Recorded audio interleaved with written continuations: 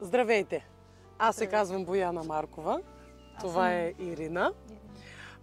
Ние сме доброволци от дълги години. Спасяваме бездомничета, помагаме им да си намерят домове. И Лиза тук е точно едно от нашите спасени кученца, щастливо осиновена от Ирина. И бихме искали да разбереме колко бързо се социализира Лиза, дали имахте някакви трудности, затруднения при нейното осиновяване. Общо взето, трудно ли е да си осиновиш бездомниче? Не е трудно. Имахме голямо желание да подарим любов на кучето от приюта. И когато я взехме, първите, може би, 3-4 дена, тя се е страхувала много. Да. Не искаше да излиза на разходка, даже за 2 минути. Лягала по земята, забивала се в някакъв ъгъл. Била е под стрес. Скривала се в храстите. И даже първите 2 дена мислех да не я ли върнем обратно. Да, замислили сте се, че може би няма да се получат нещата, но след даряване на любов и търпение към нея. Хранихме я от ръка, както ни каза Христина от частен приют. Да. Хранихме я от ръка, така галихме я и тя постепенно излезе от своята черупка. Да, излезе от своята черупка. И вече не е страх, ето друго бездомниче тук до нас. Дори иска да се запозна с него. Да. Много игрива. Закачва всичките кучета на кучешката площадка. Тича, играе. И най-вече ви дарява любов, нали? От която и вие имате нужда. Да. Не само бездомниците имат нужда от любов, а и ние хората. И те ще ни я дарят. Безусловната си любов, между прочим. И когато бяхме в гората, хукна след един заек.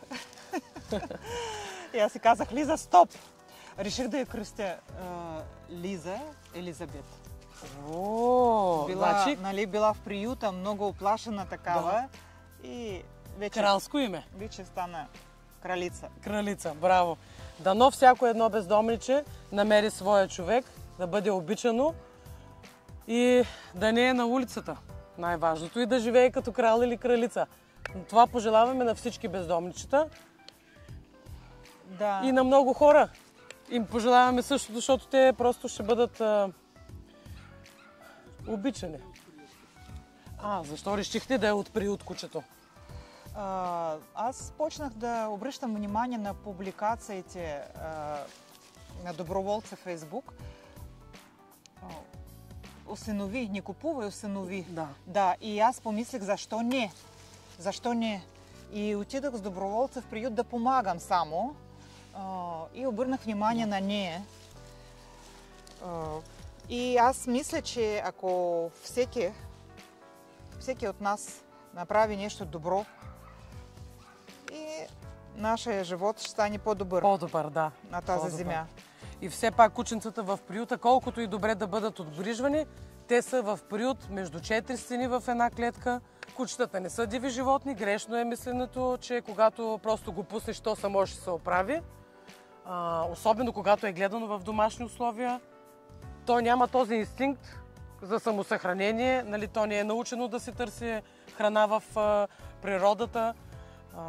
Просто много по-уязвимо е. Нали, насилие от други животни, нали, могат да го нападнат. По принцип е пагубно за едно животно, което е изхвърлено на улицата, не може само да се оправи. Чакай, миличко.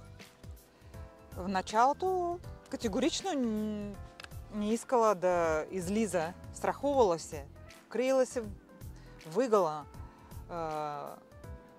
Първия ден я изведохме, тя се скрила в храсти.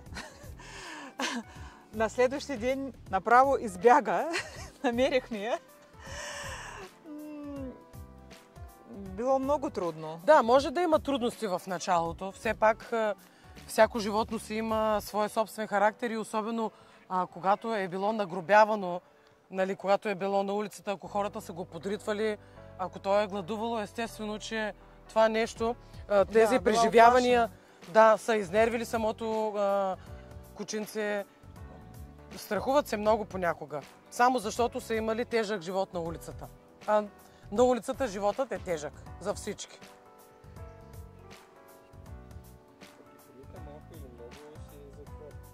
Затвор, абсолютно.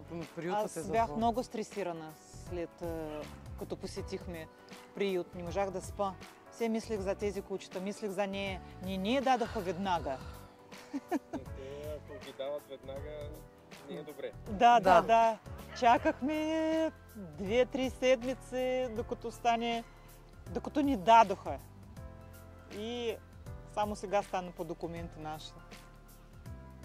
Да, понякога отнема време едно животно да бъде усиновено, защото някои от тях пристигат в приюта болни. Ние трябва да се погрижим за тяхното лечение, да сме сигурни, че животното е излекувано, за да може да бъде годно за усиновяване все пак. Да не се натоварват усиновителите допълнително с лечение и разноски по това лечение, така че заради това понякога отнема малко повече време и чисто формално, като документация, се бавят понякога нещата, но слава Богу, сега в момента работиме точно над тези, може би, пропуски, които сме имали.